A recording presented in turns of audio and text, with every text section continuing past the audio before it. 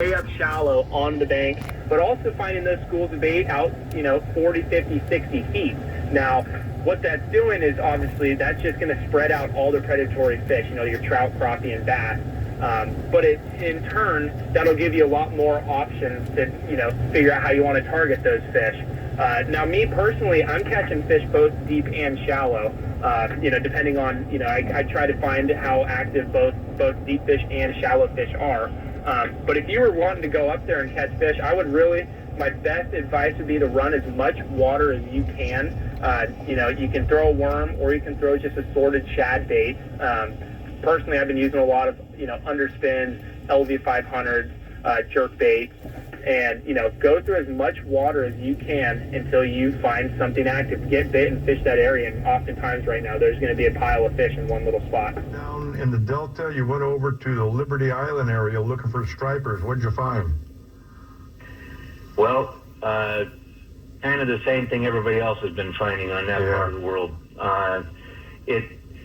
We had great tides. I had a lot of, obviously you'll go out with the best intentions and the great expectations.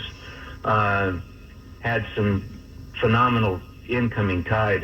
Like a 4-foot rise in tide. That's a lot of water coming in. Mm-hmm. But we had 2 hits, and that was it. We covered every inch of where we could cover, from Shag Slough to Prospect to Cache, all over the middle of Liberty Island, all the way to the back, in fact, where the road is. We watched the water pushing over the top of that road. It almost sounded like a river coming in. It was rushing in so hard. That's a good tide. And that's what usually gets those fish going. When you get that first change in the tide and that water starts rushing in like that, it generally creates a lot of activity, and that's kind of what we were hoping. And unless the fish are there, if the fish aren't there, they're not there, and then that's kind of what we ran into.